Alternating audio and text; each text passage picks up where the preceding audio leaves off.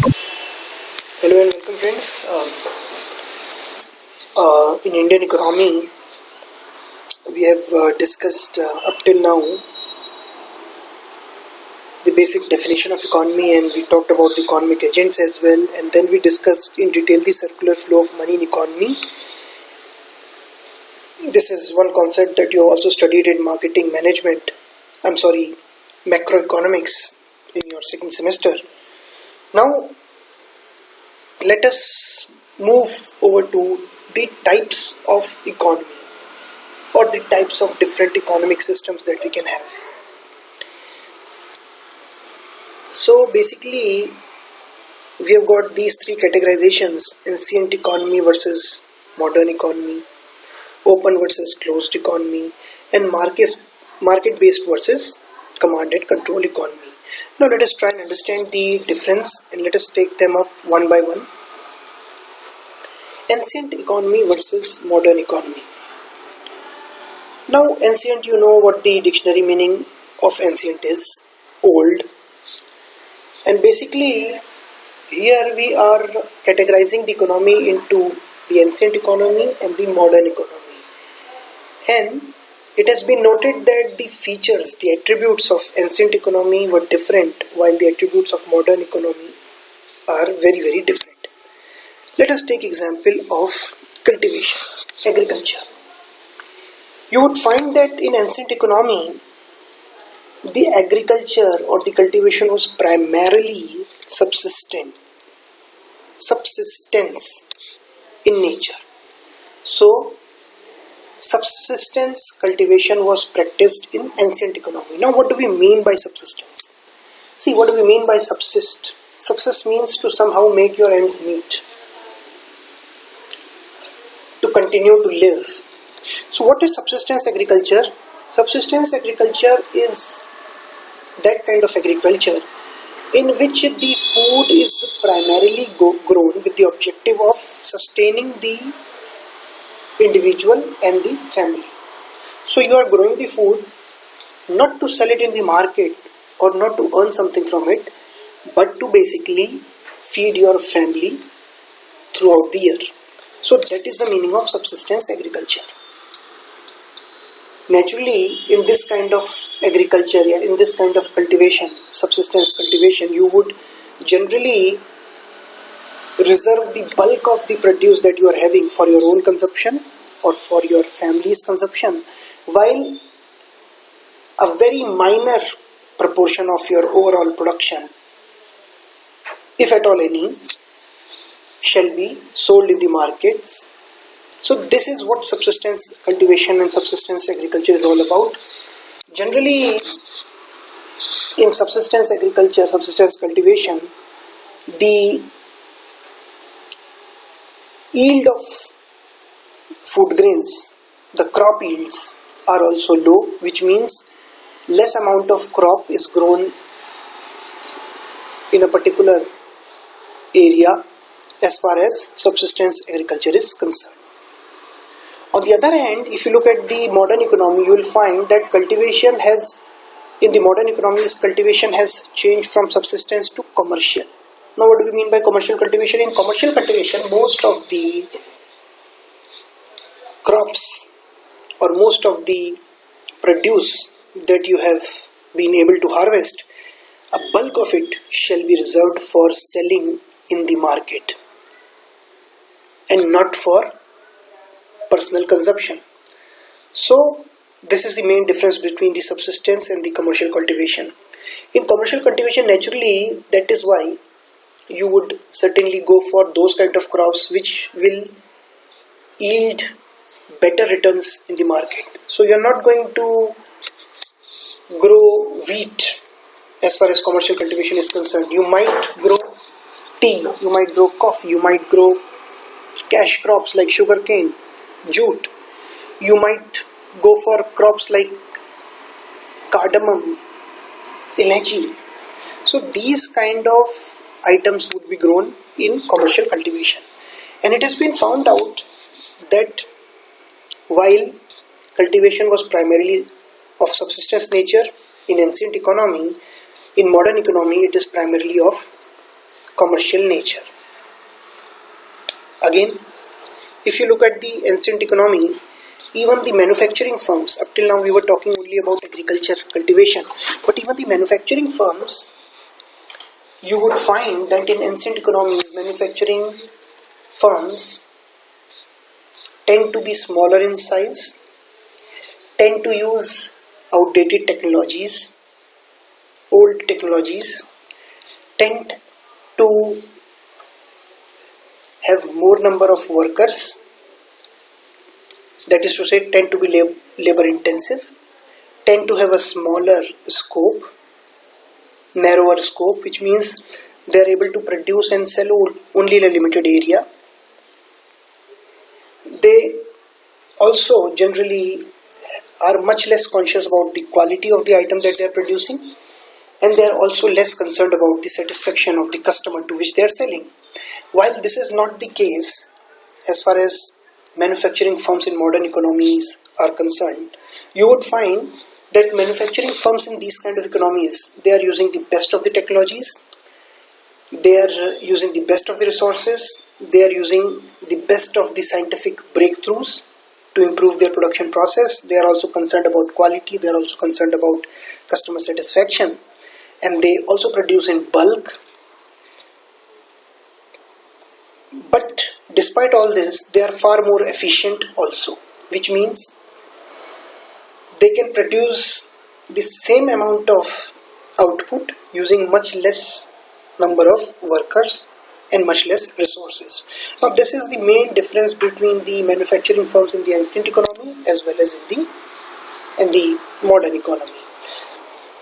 Now, since ancient means old, and you have been reading about this particular word since ages, I mean in 5th, 6th class you must have read about the history of ancient India. So you basically think of ancient as old. However, here that is not the case. See, even an economy in current times can be termed to be an ancient economy if you find that most of the agricultural practice there are of subsistence nature, and if most of the manufacturing firms which are working there, they are less efficient, using outdated technologies and smaller in size and scope. So even in current times you can see these two categories of economy. When you look at some of the poorest countries in Africa, you would find that they are still dependent on subsistence cultivation. In that sense, that their economy is still ancient economy. While if you go to Western Europe, which includes USA and Western Europe, which includes Germany and France and Italy, these kind of countries, they are using the best of the technologies. So the agricultural practice there, they are far more commercial in nature, and even the manufacturing firms are using the best of the technologies. So these particular countries can be said to be modern economies.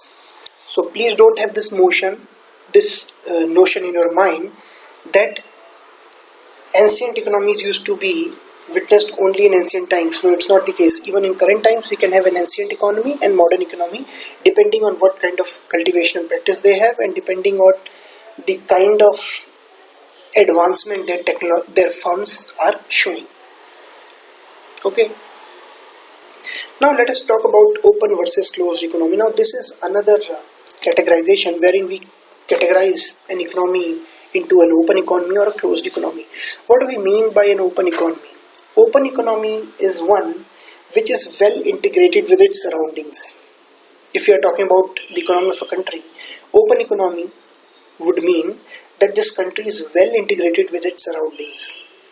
There is no or minimal restrictions to movement of goods and services and even workers across the borders. So this country shall allow the movement of goods across its border. It could be import as well as export. It could be people migrating outside, workers migrating outside to work in other countries, or it could be people entering the country from other countries to work in that particular country. So in such kind of economies, the bars would be much lower. The restrictions would be almost non-existent. Such economies are called open economies. On the other hand, if you talk about the closed economies, now what do we mean by closed economies? The closed economies are the ones in which either there would be complete bar, complete ban, or there would be so many restrictions in international trade that international trade is unable to grow to its potential, which means such countries, such economies will be those which do not allow the entry of foreign goods or minimize the chances of entry of foreign goods by coming up with restrictive practices, by coming up with protectionist measures. They do not allow the laborers to move across their borders, which means they do not allow their workers to work in other countries, and they also don't allow workers from other countries to work in their country. They also do not allow easy movement of money from their financial system to somebody else, to some other country's financial system. And that is why these kind of economies are called closed economies. So if you look at North Korea, it has been said that North Korea was not much impacted by the coronavirus, the COVID 2019. And one reason which was quoted was it is a closed economy. They hardly trade with a few countries. They only have trading relationships with a few countries. Their workers, their people only go to a few countries, and they only receive workers from a few countries. And because of that, since they do not receive too many workers from foreign countries, and they don't also indulge in too much trade with the other countries, so naturally the chances of people in North Korea getting infected by those passengers who have just taken a flight and have flown in from a virus affected country, the chances are going to be much low. And this is one reason why North Korea has been able to control its rates of infections by COVID-19. So North Korea, yes, is one economy which can be considered to be a closed economy. Again, earlier Cuba used to be a closed economy, but slowly they did away with all the restrictions, and now they are a relatively more open economy. Now please understand, it is not as if there can be a clear-cut demarcation between open versus the closed economy, because even the most open of the economies, even they may have some restrictions. For example, if you talk about America, it is considered to be among the most open economies, but then they are slowly trying to increase restrictions for engineers and other specialists planning to come down to America and planning to settle down in America. So they are creating restrictions. So the most open economy can also have some restrictions. So you cannot have a 100% open economy or a 100% closed economy. Even North Korea, the case we took just now, they are considered to be a closed economy, but even then they do buy goods from countries including China, which means you cannot have a 100% open or a 100% closed economy.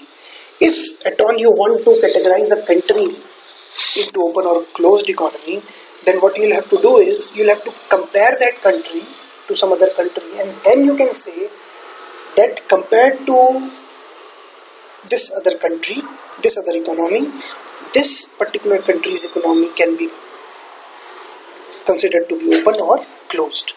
So whether the economy is open or whether it is closed, it is a matter of comparison. For example, if you compare India with North Korea, India is a more open economy.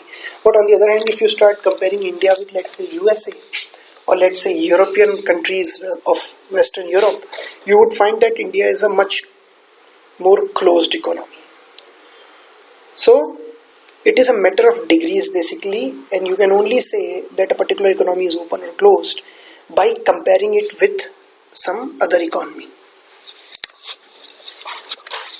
For example, 1991, before the onset of LPG, liberalization, privatization, globalization, India used to be a relatively more closed economy. But after 91, we became relatively more open. Now this gives you another understanding, and the understanding is that an open economy can go on to become more open, and it can also go on to become more closed economy. Likewise, a closed economy can over a period of time become an open economy also.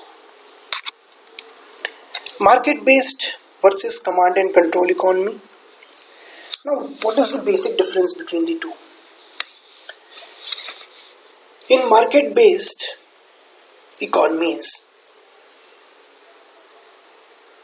what is the most important factor? The most important factor is the market forces. The market forces of supply and demand. In market-based economies, what will happen? If something is being demanded by customers in the market, that particular item will be produced. While if something is out of demand, that particular item will not be produced. Fully market-based economies. On the other hand, what will happen with command and control economies? Here, the level of production of items does not depend on the demand for that item in the market. It is basically left to the government or whichsoever is the central authority. So the government or the central authority will take a call on how much items, what volume has to be produced, how much volume has to be produced. Not only this, they shall also direct as to how the output has to be distributed among the citizens. So this is the main difference between the market-based and the command and control economy. In our next video session, we shall be talking about the three sectors theory before moving on to colonialism. And once we are able to complete the unit, you please be ready for a